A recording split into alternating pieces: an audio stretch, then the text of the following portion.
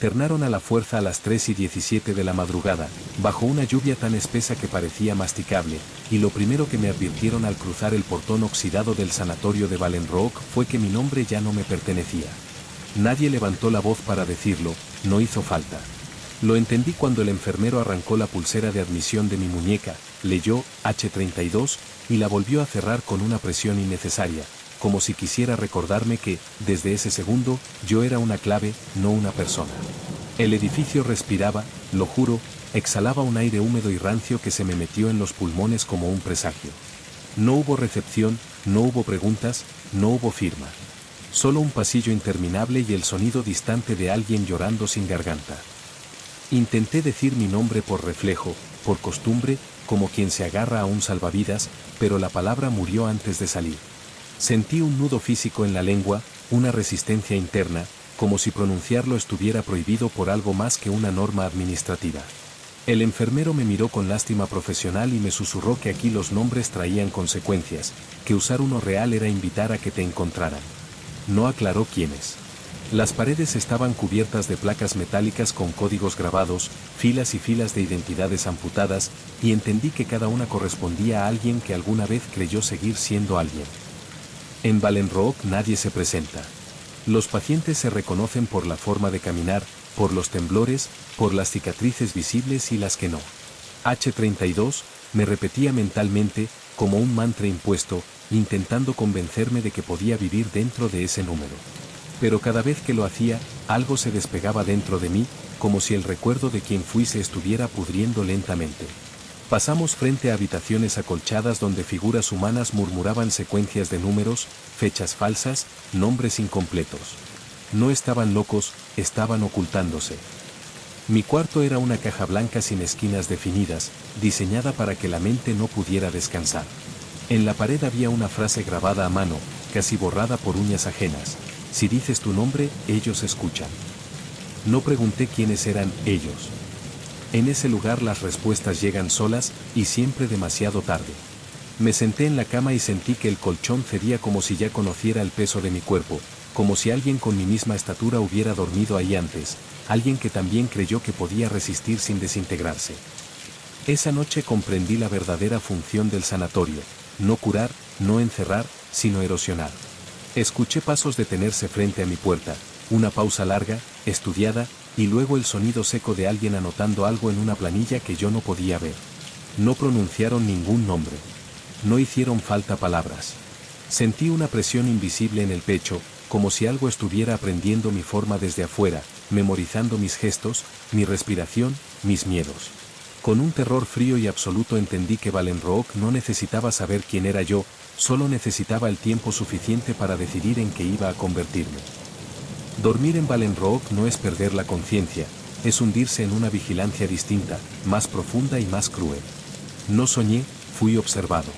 Lo supe por la manera en que desperté, con los músculos tensos y la garganta seca, como si hubiera pasado horas conteniendo un grito que no me pertenecía. La luz no venía de ningún punto visible, simplemente estaba ahí, uniforme, sin sombras, negándome el alivio de un rincón oscuro.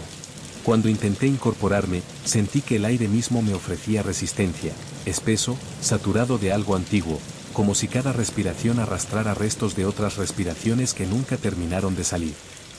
Fue entonces cuando escuché las voces en el pasillo.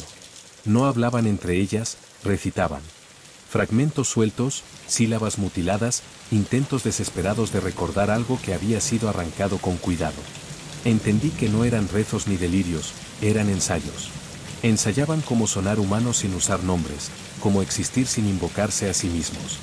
Una mujer pasó frente a mi puerta arrastrando los pies, murmurando una fecha que se repetía como una herida abierta. Cuando nuestras miradas se cruzaron por el pequeño vidrio opaco, vi en sus ojos el reflejo exacto de mi propio miedo, solo que en ella ya había perdido la capacidad de esconderse. Al mediodía me llevaron al comedor, un espacio enorme y silencioso donde los cubiertos estaban sujetos a la mesa con cadenas cortas, no para evitar violencia, sino para evitar decisiones. Nadie hablaba. Comer allí era un acto mecánico, una coreografía sin voluntad. Observé los rostros a mi alrededor y sentí un vértigo insoportable. No había edades claras, ni rasgos definidos, como si el lugar limara lentamente cualquier exceso de identidad. Me di cuenta de que no recordaba con precisión mi propia voz. Podía pensar palabras, pero el recuerdo de cómo sonaban al salir de mí se desdibujaba con una rapidez alarmante. Después vinieron las sesiones. No había médicos visibles, solo instrucciones emitidas desde parlantes ocultos que ordenaban recordar sin especificar qué.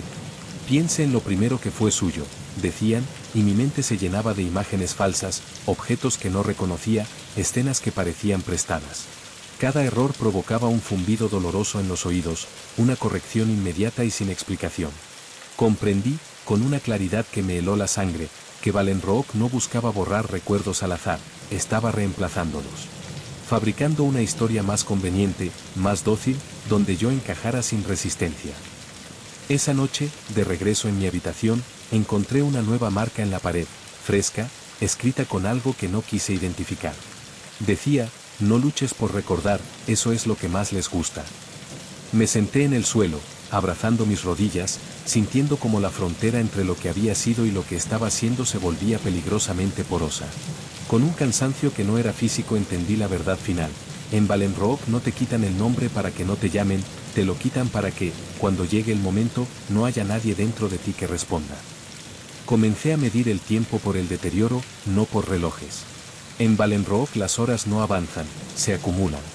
Lo noté en mis manos, en la forma en que los dedos ya no parecían completamente míos, como si respondieran con un leve retraso a mis órdenes. Cada mañana despertaba con la certeza incómoda de haber sido usado durante la noche para algo que no recordaba, y ese vacío específico, no la ausencia de memoria, sino la sensación de una memoria arrancada, era peor que cualquier pesadilla. El sanatorio no necesitaba cadenas, bastaba con dejarte incompleto. Empecé a notar patrones en los otros internos. No hablábamos, pero nuestros cuerpos conversaban entre sí. Algunos evitaban los espejos inexistentes, girando el rostro cuando pasaban frente a superficies mínimamente reflectantes. Otros se rascaban el cuello con insistencia, siempre el mismo punto, como si allí hubiera habido algo antes, un colgante, una cicatriz, una identidad.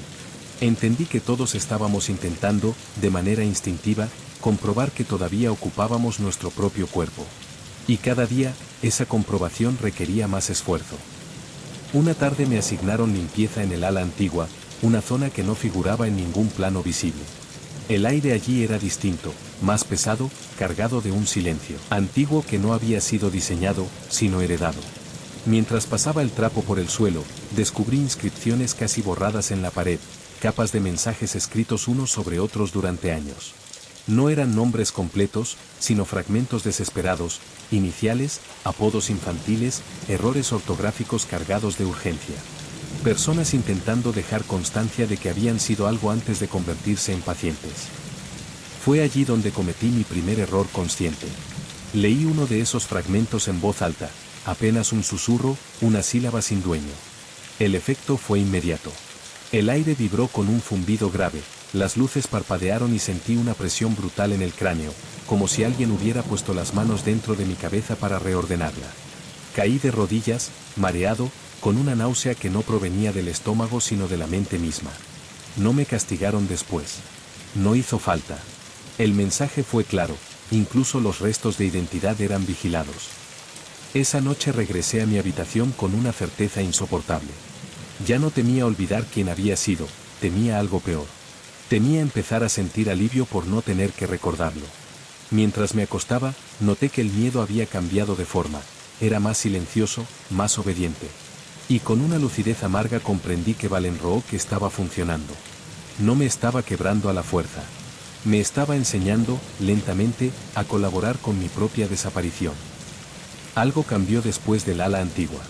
No fue inmediato, no hubo un quiebre visible, sino una adaptación silenciosa, como cuando el cuerpo deja de luchar contra una fiebre prolongada y aprende a funcionar dentro de ella. Empecé a anticipar las órdenes antes de que sonaran por los parlantes, a sentarme recto segundos antes de que abrieran la puerta, a bajar la mirada en los cruces exactos del pasillo donde la vigilancia se volvía más espesa. Esa previsión automática me aterrorizó más que cualquier castigo, porque no venía del miedo consciente, sino de una obediencia que ya había echado raíces. Las sesiones se volvieron más íntimas, aunque nadie aparecía. Las voces ya no pedían recuerdos, ahora pedían sensaciones. Describa el vacío, decían. Explique la calma. Y yo obedecía, construyendo frases cada vez más limpias, más correctas, más ajenas. Noté que mis respuestas eran bien recibidas cuando carecían de emoción, cuando sonaban neutras, como informes. El zumbido correctivo casi desapareció.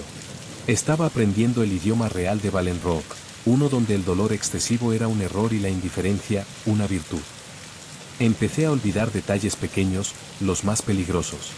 No grandes eventos, no traumas claros, sino cosas inútiles y humanas, como me gustaba el café, qué música me producía vergüenza admitir, si prefería dormir de lado o boca arriba. Cada pérdida era mínima, casi elegante, pero juntas formaban una amputación constante. Me observaba reaccionar a situaciones simples con una neutralidad que no reconocía como propia. Era funcional. Era correcto. Y esa corrección me vaciaba con una eficacia impecable. Una madrugada escuché a alguien romper la norma. Un grito verdadero, crudo, cargado de una identidad que se negaba a diluirse. Duró apenas unos segundos antes de ser absorbido por el silencio estructural del sanatorio. Nadie reaccionó. Nadie miró. Yo tampoco. Y en ese gesto, o en su ausencia, entendí que algo esencial se había perdido sin dejar rastro. No sentí culpa, ni alivio, ni miedo. Solo una nota mental, ese sonido no debía repetirse.